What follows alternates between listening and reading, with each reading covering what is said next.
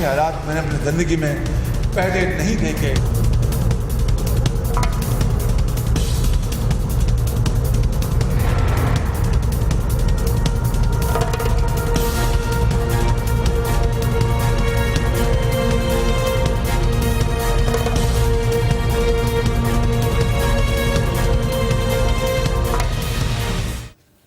से welcome back to the show है कोई जवाब। और इस प्रोग्राम की शुरू में आपने देखा सीएम साहब फरमाए थे इतने बुरे हालात उन्होंने ज़िंदगी में कभी नहीं देखे। मुझे नहीं पता वो किन हालात को देख के ये बात कह रहे थे, लेकिन इस वजह जो सुबह पंजाब का हाल है, ऐसे हालात भी हमने ज़िंदगी में नहीं देखे जहाँ पे ये कहा जाता है कि वहाँ पे गुड गवर्नेंस है।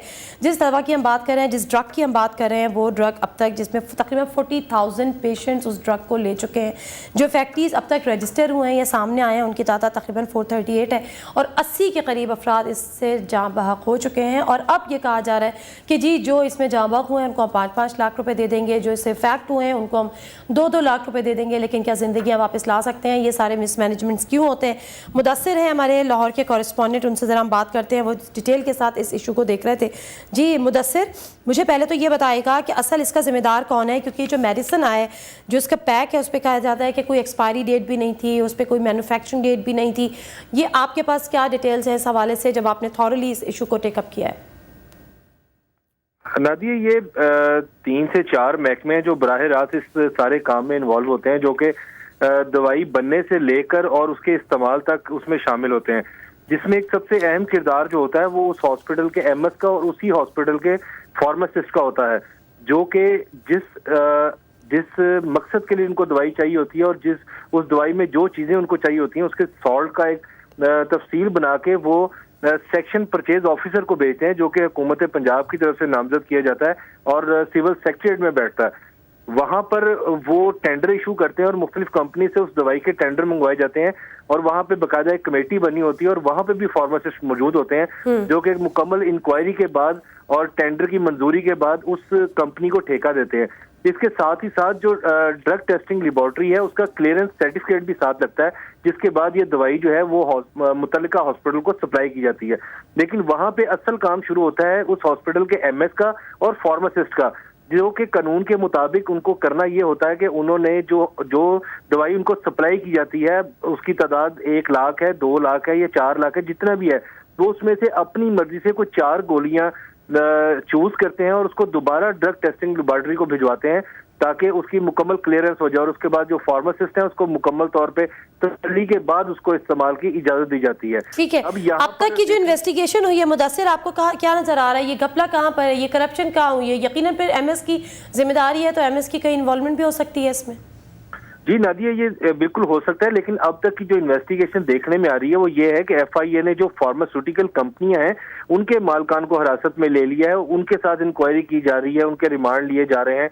पुलिस ने भी जो है उसका मुकदमा दर्ज कर लिया है उन दवाइयों के खिलाफ, सिर्फ उसमें उन दवाइयों का जिक्र किया गया है। लेकिन अगर हम लोग अभी तक देखें तो किसी भी महकमाना बंदे को, महकमाना अफसर को या आला अफसर को शामिल तफ्तीश नहीं किया गया है। सिर्फ आज पुलिस की एक पार्टी ने ड्रग इंस्पेक्टर्स को शामिल किया है और उनके बयानात रिकॉर्ड किए हैं, लेकिन अभी उसकी भी वजाहत सामने नहीं आई कि उसकी क्या रिपोर्ट जो है वज़ीर आला को पेश की जाएगी। लेकिन बहरहाल अभी तक किसी भी आला शख्सियत को, जो कि हुकूमती शख्सियत है, उनको शामिल तफ्तीश नहीं किया गया है ताकि ये पता चल सके कि उनकी गफलत कहाँ पे है। उनकी गफलत तो शुरू हो जाती है वहीं से जहाँ से जो दवाई। अच्छा, मुझे एक चीज़ और ये भी बता दीजिएगा कि ये जो मेडिसिन है जिसपे ना कोई मैन्युफैक्चरिंग डेट है ना कोई एक्सपायरी डेट है, ये जो आप जिस तरह से आपने कहा कि वो टेंडर्स फार्मास्यूटिकल्स जो फर्म्स हैं उनको दिए जाते हैं, तो ये जो मेडिसिन हैं ये पर्टिकुलर इन्हीं हॉस्पिटल्स में सप्लाई की जाती हैं या इनके अलावा दीगर हॉस्पिटल्स में भी दी जाती हैं ये मेडिसिन?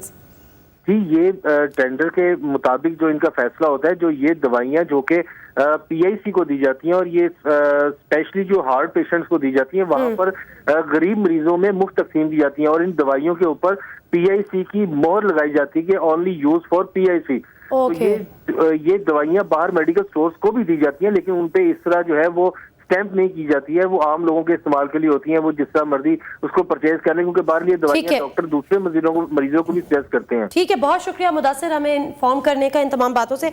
माइज़ नसीर, हम एक दफ़ा फिर हम माइज़ से बात करते हैं जो मुस्लिम लीग नून की रहनुमा है। माइज़ साहब, आप यकीनन ये तमाम बातें सुन रही होंगी कि जो मैन्युफैक्चरर्स हैं या जो फार्मासिस्ट हैं उनके खिलाफ तो आप लोगों का एक्शन सामने आया है, उनको आपने कहा कि वो बिहाइंड द बार्स भी हैं, लेकिन what about the MS of the concern hospital? ये जो Punjab institute of cardiology administrative level पे कोई इंक्वायरी भी नहीं हुई, कोई एक्शन भी नहीं हुआ, कोई गिरफ्तारी भी नहीं हुई, कोई पूछगछ नहीं हुई। जी मायजा। देखिए जी, मैं एक बात करना चाहूँगी, जिस तरह आपके नुमाइंदे ने कहा कि ये एक बहुत बड़ी चेन है जिससे इस्तेमाल की जाती है इस ड्रग इंस्पेक्शन में। अब हम एक बंदे को तो नहीं ना उठा के निकाल के उसको पीनलाइज कर सकते। अगर पूरी इन्वेस्टिगेशन होगी, थरो इन्वेस्टिगेशन होगी, तो हम उस डिपार्टमेंट में कंसर्न लोगों को जो है पीनलाइज करेंगे, या हम सारे डिपार्टमेंट्स को हम पीनलाइज कर दें और उनको हम सारे डिपार्टमेंट्स की भी बात ही नहीं कर रही। This is not a working solution. और एज फार एज अभी जो उन्होंने हमें ये पोस्टमार्टम की बात की है, पोस्टमार्टम जब तक होगा, पोस्टमार्टम होगा, उसमें साइंटिफिकली पता चलेगा कि ये किस किस्म की ये लाइफ। अच्छा एक सेकंड पोस्टमार्टम पे बाद में जाते हैं, और ये क्यों रिएक्शन हुई है? It might not be because of expiry date और something else. Okay, back to my question please. Punjab institute of cardiology, उनके एमएस के खिलाफ कोई इंक्वायरी हुई, कोई एक्शन हुआ टिल नाउ? बिल्कुल होएगी, and I am sure the action he deserves will be given. वो उनको की जाती है, वजीर आला सब पहले भी लोगों को मुअत्तल करते हैं। इसमें ये कोई बात नहीं है कि वो पहले जो सा लोगों को मुअत्तल नहीं करते ग्रॉस में। ये अब तक इंक्वायरी उनसे क्यों नहीं हुई मायजा, फॉर गॉड सेक? अब तक इंक्वायरी, देखिए उनसे इंक्वायरी हो रही है, नहीं हो रही ना। 2-3 days the report will come forward और ये मीडिया के सामने रखी जाएगी ऑनेस्टली, और इसको आप भी देखेंगे और हम भी देखेंगे, और हम उन लोगों को जरूर पेनलाइज करेंगे क्योंकि ये एक बेसिकली मर्डर हुआ है पंजाब में। अल्लाह करे कि वो इंक्वायरी रिपोर्ट आप लोग सामने लेकर आ जाए। लेकिन मेरा सवाल जी इंशाल्लाह, हम लोगों के पहले हिस्ट्री में हम लोग ऐसे करते रहे। डेंगू की दफा भी, इस दफा पिछली दफा भी हुआ था, डेंगू में भी हम लोगों ने उन लोगों को पेनलाइज किया था। जब हमने ये देखा था कि जब एक सेकंड इंटर बोर्ड का जब इशू हुआ था ना, और जिस वक्त रिजल्ट्स जो ऑनलाइन आए थे उसमें जितनी भी करप्शन हुई थी, जो भी इसमें मिसऑर्गेनाइजेशन थी, वट एवर इट वॉज, लेकिन उसके साथ साथ हमने ये देखा था कि वो जो एक नईम साहब थे, और उस पर भी उस वक्त तक उनको सेफ साइड देती रही, सेफ पैसे देता रहा, उनके कोई खैरख्वाह निकले, वो कोई जानने वाले निकले, इसाक डार के कोई कज़न थे, कुछ थे। अब फिर एक दफ़ा फिर ये देखा जा रहा है, अभी जो हमारे मुदासिर कॉरेस्पॉन्डेंट बता रहे थे कि जो एक्चुअल लोग हैं, जो एडमिनिस्ट्रेटिव जो हमारा जो अमला है, उस पर कोई इंक्वायरी नहीं हो रही, उस पर कोई कमीशन नहीं बैठा, उनसे कोई बातचीत नहीं हो रही, तो ये क्या है? जी नादिया, आपने, आपके नुमाइंदा मुदस्सर ने सारा प्रोसीजर आपके सामने रख दिया। अब इस प्रोसीजर मुदस्सर नहीं, माइदा हमीद, पंजाब हुकूमत से नहीं, अच्छा अगर उससे नहीं पता चल सका कि कहाँ किसने गलती की है, करप्शन की है, तो ये पंजाब हुकूमत की नाहिली की और कम अहलियत की सबसे बड़ी दलील ही है। इतने अरसे के दौरान ये पॉइंट आउट करना कि कहाँ गलती हुई है कोई मुश्किल काम नहीं है। अब मैं ये समझ रहा हूँ कि चूंकि इतने अरसे के दौरान कुछ कितना अरसा हुआ है, कितना अरसा हुआ है, आप बता दें। जो असल मुजरम है, एक हफ्ता हो गया, और इस दौरान अगर कोई आपने किसी बिल्कुल एक हफ्ता नहीं हुआ, इट्स बीन 4 days। मतलब ये है 9 जनवरी को पहला केस आया था हमारे साथ, आप मुतलका 9 जनवरी को पहला केस आया था। तो अगर आइडेंटिफाई जो प्रॉब्लम हुई थी वो तो लेटर हुई थी ना, अभी तो 9 जनवरी में तो नहीं, 9 जनवरी को तो नहीं हुई थी आइडेंटिफाई। जब ये इशू रेज हुआ है, हमने उसी वक्त तहकीकाती कमेटीज बना दी हैं, हमने आपको 2-3 दिन में रिपोर्ट्स मिल जाएंगी, 2-3 दिन में। ठीक है अशरफ सुरा साहब, बात कंप्लीट कीजिएगा प्लीज।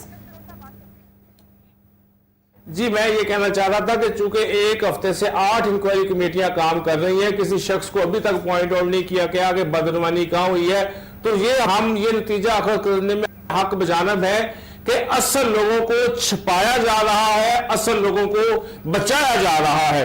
जैसे कि आपने एजुकेशन के स्कैंडल का जिक्र किया कि हाई कोर्ट के जज ने उस वक्त के secretary higher education Ahad Cheema को कहा था कि ये सारी खराबी, गलती और बेकायदगी उस शख्स ने की है। आज भी आपने उसको डीसीओ लाहौर लगाया हुआ है, आज भी आपने उसको चहेता बनाया हुआ है। तो देखें, आप ना अदालती कमीशन की रिकमेंडेशंस को मानते हैं, ना आप खुद एक्शन लेते हैं। और मैं नादिया आपके प्रोग्राम में कहता हूं, पूरे यकीन से कहता हूं कि इंक्वायरी अगर इनकी अपनी मर्जी की कमेटियों से हो रही है, आप देखिएगा कि इस सियासी खानदान का शख्स इस घपले के पीछे आपको नजर आ जाएगा।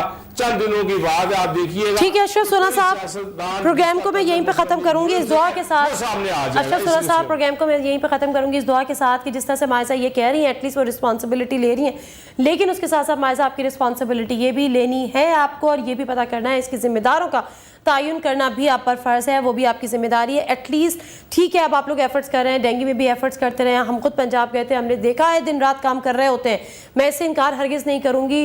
मैं इस फोरम पे ये कह रही हूँ कि सीएम साहब दिन रात वहाँ पर काम कर रहे होते हैं, लेकिन ऐसा काम किस काम का जो अपने ऊपर अपने ज़रूरत से ज़्यादा या अपने बोझ से ज़्यादा अगर अपने ऊपर बोझ ला दें अपनी ताकत से ज़्यादा, तो उसका अंजाम यही होगा मिसमैनेजमेंट है, मिसमैनेजमेंट हो रही है।